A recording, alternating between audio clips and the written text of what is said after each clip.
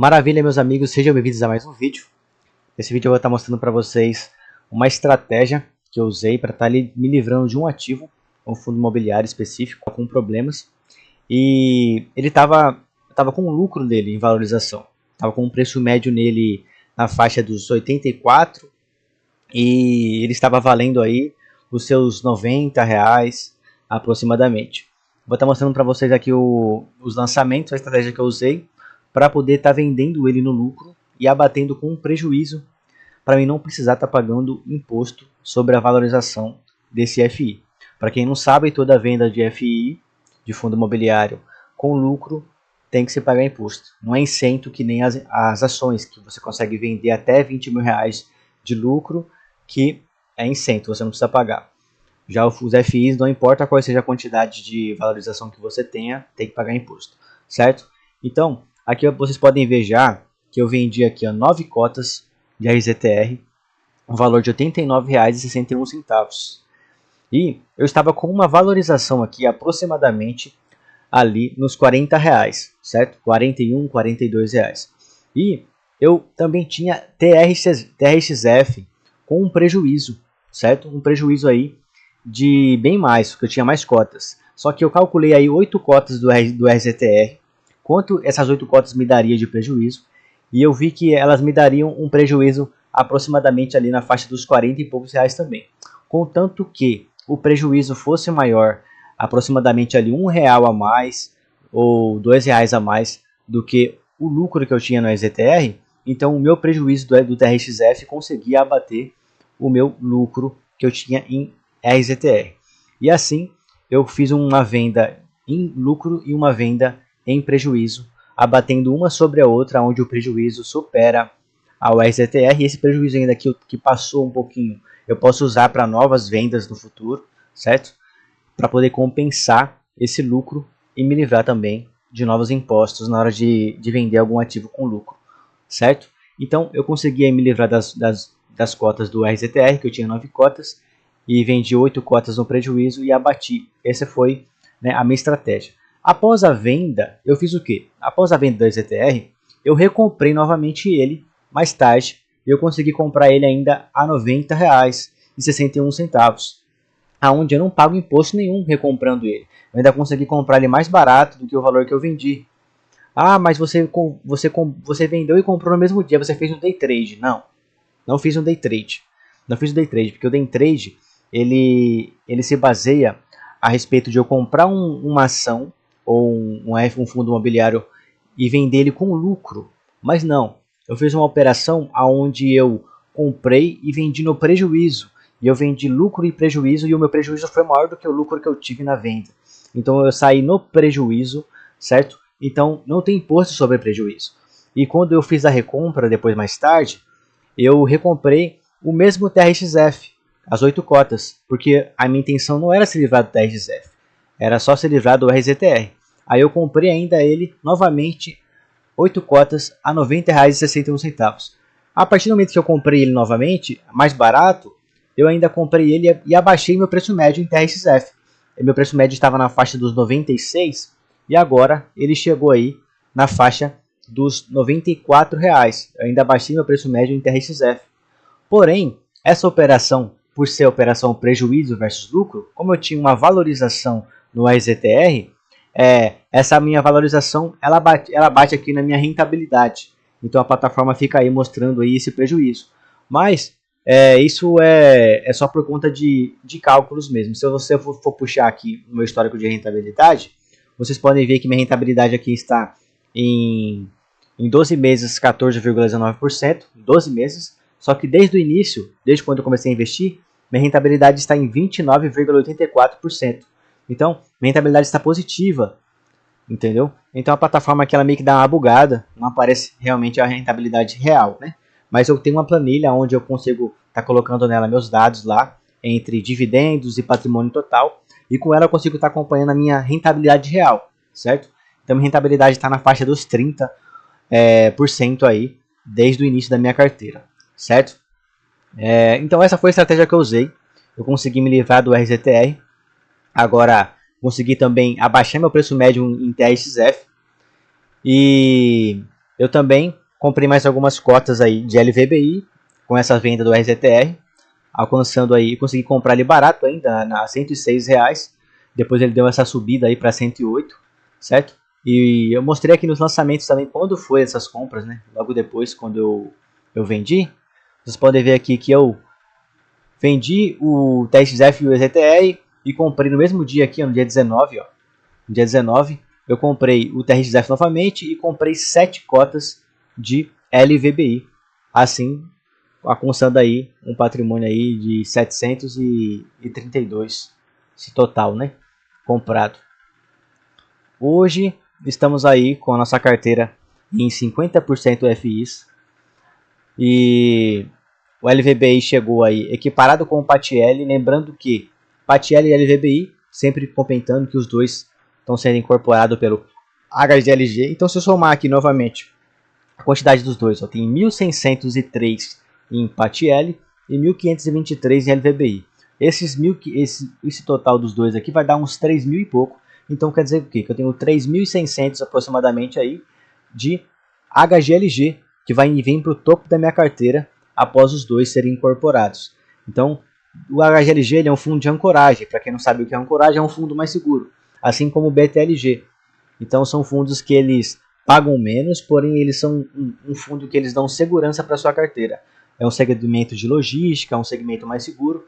Então, eu consegui me expor aí em HGLZ a um preço mais baixo, né? E ainda por cima fazendo com que ele fique no início, no topo da minha carteira, né?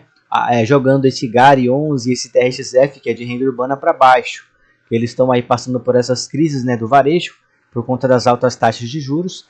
Isso é muito comum, muito normal, por conta que os juros ele vai afetar principalmente essas áreas. As áreas de varejo são as áreas assim que em ações mesmo eu não invisto, mas como são imóveis, os FIs, a gente está falando de imóveis. Se o inquilino está com problema, o inquilino sai, a gente aluga para outro.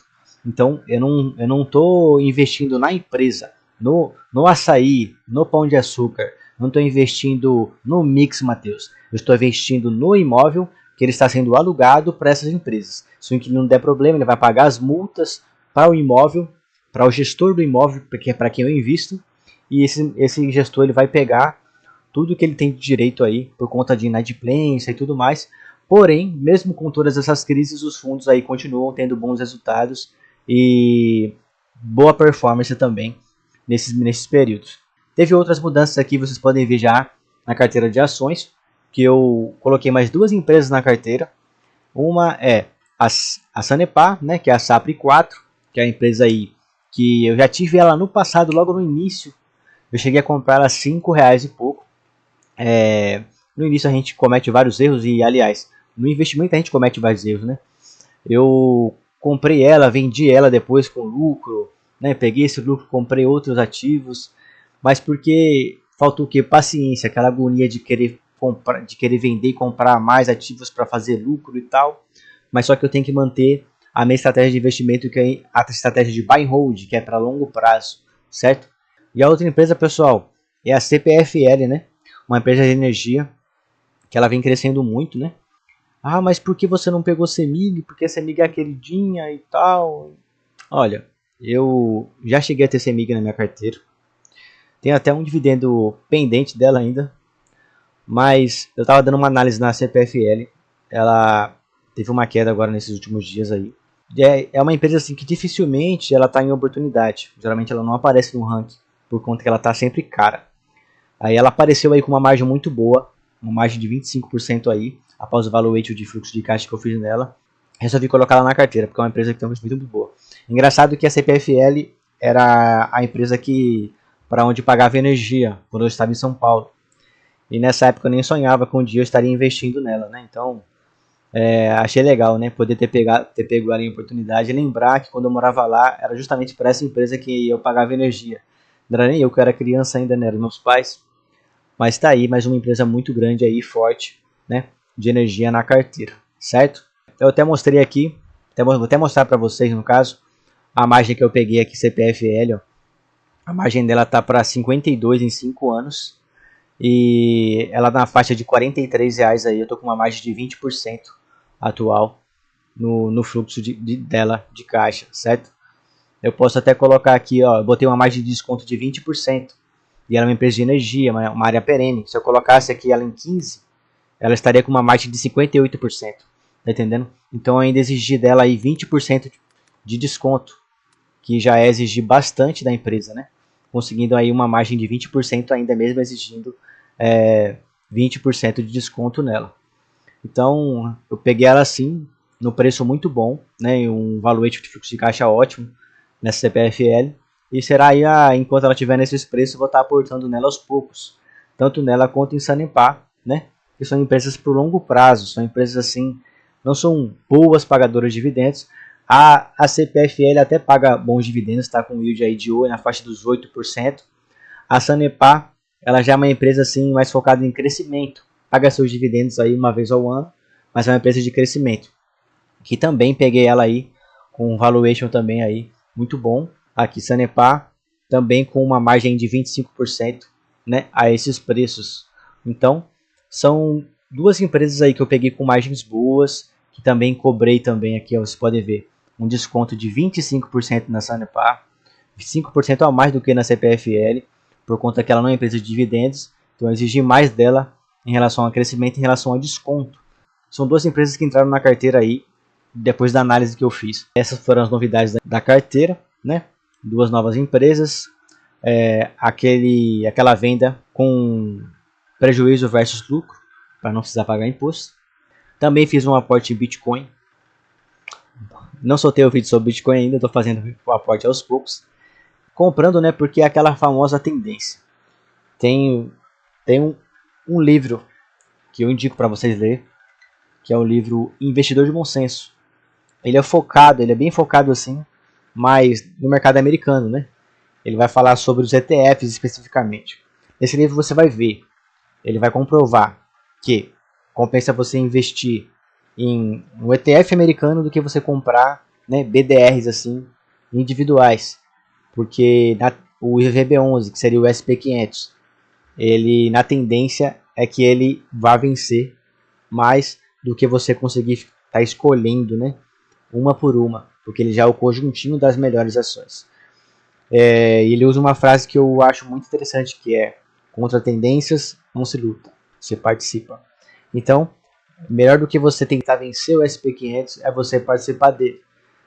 Então, o que seria tentar vencer? Seria você tentar escolher ações individuais que possam superar esse IVB11. É mais fácil você investir diretamente nele, né, no SP500, do que você tentar lutar contra ele individualmente.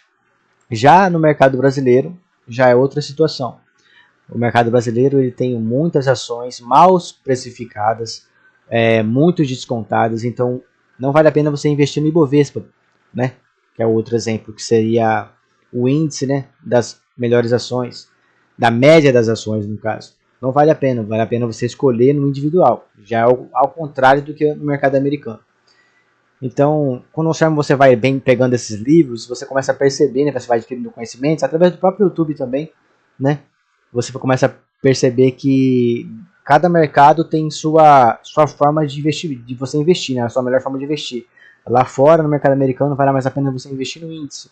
Aqui no Brasil, vale a pena você escolher as ações, né, que estão aí com potencial melhor.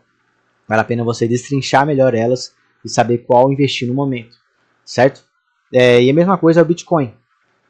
O Bitcoin ele é uma moeda que ele tem tendência de crescimento. Então, assim, ou você não participa, ou você participa, né?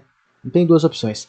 Porque se você participar, você vai ter que participar dos prejuízos e dos superlucros. Mas ele é uma moeda que ela tem tendência de crescer no longo prazo, né? Ela é a moeda a moeda digital de hoje. É a moeda mais forte que tem hoje. Digital é ela, é o Bitcoin.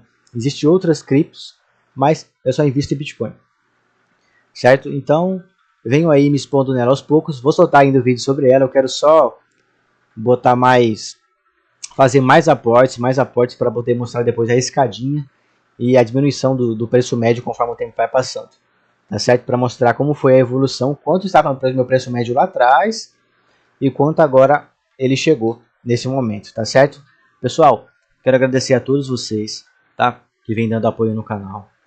Aos poucos aí, o canal ele vem crescendo, vem alcançando aí novos patamares, né? Eu vejo muitas pessoas, uma que eu fico mais feliz são as pessoas que eu conheço, né? Que começam a seguir, começam a sentir vontade de querer investir, ter curiosidade. E isso eu fico muito feliz, cara. Fico muito feliz porque você consegue mudar, né, o seu meio, as pessoas que você conversa no seu dia a dia, no trabalho, seus vizinhos, sua família, e que eles possam ver na sua vida o quanto os investimentos fazem a diferença, né? E quanto isso pode também mudar a vida deles. Porque acho que todo mundo, né? Eu mesmo tinha esse pensamento de que só quem investia era quem era empresário, quem recebia muito dinheiro. Mas hoje a gente vê que a realidade não é essa. Qualquer pessoa pode investir porque investir é sobre acumular patrimônio, certo? Então muito obrigado. Você pode ver como é que tá o canal hoje aí. Vem crescendo, graças a Deus. Então, peço aí que Deus abençoe a vida de todos vocês, que vocês que ele possa te dar forças, né? Que vocês possam encontrar nele aí o conforto no coração de vocês, ânimo, né? Motivação para seguir no foco nos seus objetivos, seja no seu trabalho, na sua profissão, mas que vocês possam alcançar aí os seus sonhos, os seus objetivos, certo? Porque realmente é muito complicado, né? Eu acho que o lado financeiro ele atinge muita gente mesmo no nosso país. É algo assim que a gente perde dinheiro todos os dias só com inflação, só com um governo mal administrado todo dia. Então, se a gente não saber cuidar do nosso dinheiro, todo dia a gente vai acabar ficando mais pobre. Isso sem fazer nada. Imagina você piorar ainda mais sua situação. Você não fazendo nada, você já perde dinheiro. Se você ainda for um cara consumista que gasta mais do que ganha, você ainda piora mais ainda a sua situação, certo? Então, como o nosso mundo gira em torno do capitalismo, que a gente tem que ter uma qualidade de vida, tem que comprar um alimento, tem que fazer a nossa feira, então a gente tem que saber sim cuidar do nosso dinheiro. A própria Bíblia, ela vai nos ensinar a cuidar do nosso dinheiro. A parábola dos talentos, ela vai falar sobre isso, sobre um homem que tinha um talento, um homem que tinha 3 talentos e o outro homem que tinha 5 talentos. E é onde Deus chega e cobra sobre o homem que tinha poucos talentos, que ele enterrou os talentos dele, enquanto os outros dois dobraram a quantidade de talentos que eles tinham. E ele diz: olha, se eu soubesse que você iria guardar o seu talento, iria enterrar ele, eu tinha dado esse talento aos banqueiros e ele teria me entregado com juros. Então a própria Bíblia te ensina a você a botar o seu dinheiro para render, a você procurar ser um empreendedor, a crescer, né? A trabalhar para conseguir fazer, né, a sua vida prosperar, porque ele abençoa quem trabalha, certo? Muito obrigado, pessoal. Deixe seu comentário, se inscreva no canal, ative o sininho para receber notificação sempre quando chegar um novo vídeo e até o próximo vídeo. Valeu!